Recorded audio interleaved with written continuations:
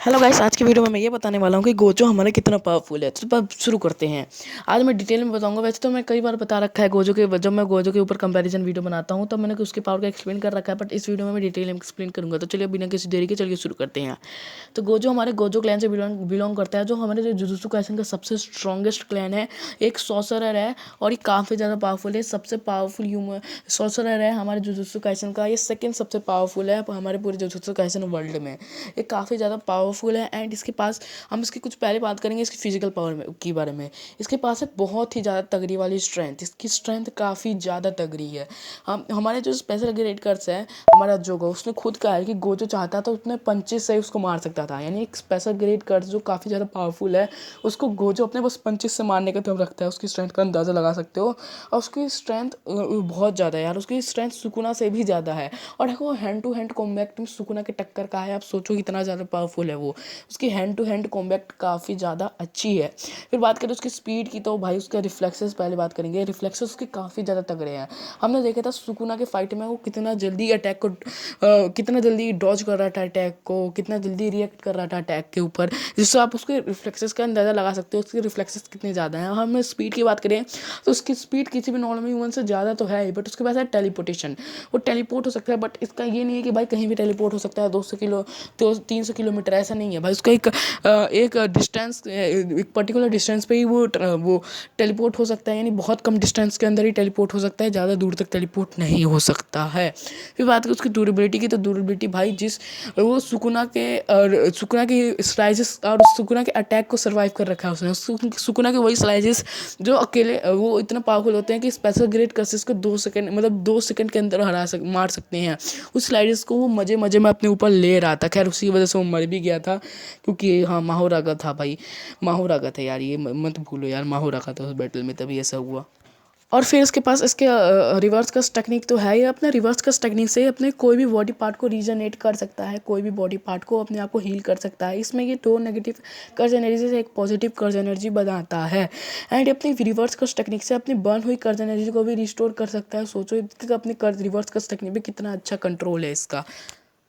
Gojo भाई बहुत powerful है यार। उसका ये अंदाजा लगा कि गोजो वर्सेस सुकुना की जो फाइट हुई थी उसमें गोजो ने 1 वर्सेस 3 किया था। यानी सुकुना के साथ अगीतो एंड माहोरागा थे। माहोरागा तो आपको पता है तो सबसे पावरफुल शिकिगामी है टेंसेरो टेक्निक का।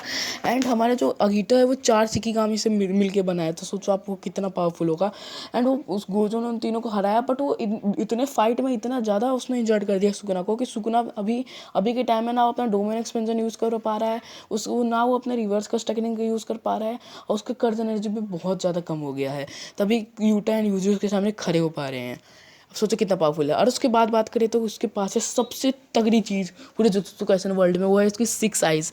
ये बहुत ही पावरफुल आइज़ है और ये गोजो क्लैन में 400 साल में किसी एक बंदे के पास आती है। और इससे इस बंदे को काफ़ी सारी पावर्स मिलती है। मैं एक्सप्लेन करूँगा उसको कौन कौन सी पावर मिलती है। तो सबसे पहले 6 आइज़ की कुछ बेसिक सी पावर जान लेते हैं। पहला तो एक 6 आइज़ से उसकी सेंसिंग पावर बहुत ज़्यादा बढ़ जाती है। वो काफ़ी जल्दी कोई भी चीज़ को सेंस कर सकता है और वो किसी का कर्ज एनर्जी को भी देख सकता है। अब बात करें कि पावरफुल पावर की, तो वो उसमें आता है इसका हमारा रिवर्सल रेड और इसका लैप्स ब्लू। पहले बात करें रिवर्सल रेड की, तो काफ़ी ज़्यादा पावरफुल अटैक है। इससे इसने कई सारे लोगों को हालत ख़राब करी है और इसने सुकुना को भी काफ़ी तगड़ा डैमेज हुआ था इसके रिवर्सल रेड अटैक से। अब बात करें हमारे ब्लू अटैक की, यानी लैप्स ब्लू, ये काफ़ी ज़्यादा पावरफुल अटैक है। एंड ये अटैक है, इसी अटैक से इसने अगीतो को मारा था। अगीतो का पूजा अभी मैंने बताया कि वो 4 का मिक्सर था और इसी अटैक से उसने उसको मार दिया था। तो सोचो ये अटैक कितना पावरफुल होगा, ये दोनों अटैक। और हाँ, इसके ऊपर ये ब्लैक फ्लैश भी यूज़ कर सकता है। आपको ब्लैक फ्लैश के बारे में पता होगा, आपने यूजी इटाडोरी को यूज़ करते हुए देखा होगा। ये उसका भी यूज़ कर सकता है। अपने ब्लैक फ्लैश सबसे powerful black flash jujutsu Kaisen में सबसे पावरफुल ब्लैक फ्लैश इसी का ही है। इस बंदे ने अपने ब्लैक फ्लैश से सुकुना को नॉकआउट कर दिया था भाई। सुकुना को नॉकआउट कर दिया था। सोचो कितना पावरफुल ब्लैक फ्लैश है इसका। और हाँ, जब ये अपने रिवर्सल रेड एंड हमारा लैप्स ब्लू को मिलाता है तब एक टेक्निक बनती है। जो सबसे पावरफुल टेक्निक है वो है हॉलो पर्पल। इसी टेक्निक से इसने तोजी फुशिगिरो को मारा था, जो काफ़ी ज़्यादा पावरफुल था। एंड इसी टेक्निक से इसने सुकुना को हालत ख़राब कर दी थी।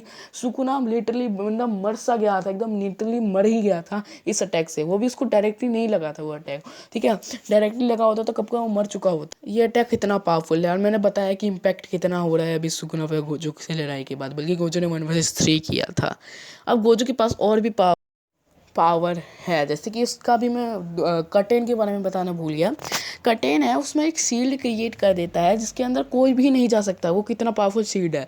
और उस शील्ड का कुछ वो रूल्स भी लगा सकता है कि कोई पर्टिकुलर बंदे के लिए वो नो एंट्री लगा सकते हैं। मतलब कोई पर्टिकुलर बंदा है उसके अंदर नहीं जा पाएगा। अपने जुजुत्सु काइसेन के सीजन 1 में ऐसा देखा होगा, ऐसा बैरियर, ठीक है। गोजो भी उसका यूज़ कर सकता है।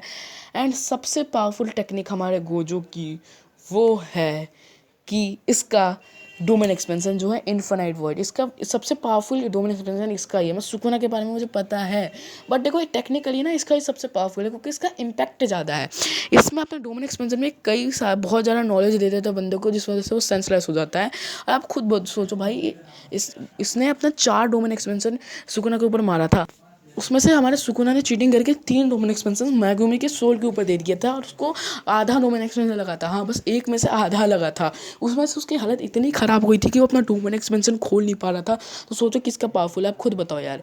हम माना कि सुकुना ने इसके डोमेन एक्सपेंशन को तोड़ा है, बट इम्पैक्ट भाई बहुत ज़्यादा है इसकी डोमेन एक्सपेंशन का। सुकुना को माहो रागा का यूज़ करना पड़ गया था इसके डोमेन एक्सपेंशन के इम्पैक्ट को झेलने के लिए, मतलब निकलने के लिए। और हाँ, इसकी एक और टेक्निकल लिमिटलेस के बारे में तो आपको पता ही होगा। उससे ये इन्फिनिटी यूज़ कर पाता है। इन्फिनिटी में ऐसा होता ये है कि कोई इसको छू ही नहीं पाएगा। हाँ, कोई इसको छू ही नहीं पाएगा। इसकी 6 साइज की टेक्निक है, आपने देखा होगा जोगो भी इसको छू नहीं सकता था। इनफैक्ट कोई इस पर अटैक करे वो भी इसके ऊपर वर्क नहीं करेगा, मतलब क्योंकि उसको ये अटैक उसको लगेगा ही नहीं, वो छू ही नहीं सकता वो अटैक इसको। और सुकुना का भी सेम था, इसलिए सुकुना को माहोरा का यूज़ करना पड़ा कि वो अडेप्ट कर जाए इसकी इन्फिनिटी को। तो सोचो यार, इसकी इन्फिनिटी इतनी पावरफुल टेक्निक है। सबसे पावरफुल टेक्निक तो मुझे यही लगती है, ठीक है, क्योंकि सही में यार काफ़ी पावरफुल टेक्निक है। अगर तुम्हें कोई छू ही नहीं पाएगा तो भाई सोचो यार कितना पावरफुल टेक्निक है। हमारा सुकुना इसी टेक्निक से सुकुना भी उसको हरा नहीं पाता। बिना महाराजा के गोजो को सुकुना नहीं हरा पाता। पर हाँ, इन्फिनिटी को काउंटर करने के लिए काफ़ी सारी टेक्निक है, जैसे कि कई सारे कर्स टूल भी हैं और डोमेन एम्प्लीफिकेशन भी है। खैर, डोमेन एम्प्लीफिकेशन हमारा गोजो भी यूज़ कर सकते हैं, हमारा गोजो भी डोमेन एम्प्लीफिकेशन यूज़ कर सकता है। खैर, इसके बारे में एक और चीज़ मैं बताना चाहूँगा, उसकी पावर है कि नहीं आप बात सोच लो, मतलब खुद ही मान लो। ये देखो, हमने देखा है कि गोजो अपने आंखों में ब्लाइंड फोल्ड लगा के रखता है, फिर भी उसको सब दिखाई देता है क्योंकि उसकी 6 साइज की वजह से। इसका मतलब ये भी इसके पास पावर है कि उसकी आंखों को आप बंद कर दो या फिर उसकी आंखों पे आप कुछ बांध दो, तब भी उसको सब दिखाई देगा। तो ये भी एक पावर की तरह कंसिडर हम कर सकते हैं। तो आई होप आपको सब समझ आ गया होगा कि ये कितना पावरफुल है, और इसकी सारी पावर को मैंने अच्छे से एक्सप्लेन करने की पूरी कोशिश की है। तब तक के लिए टाटा बाय बाय।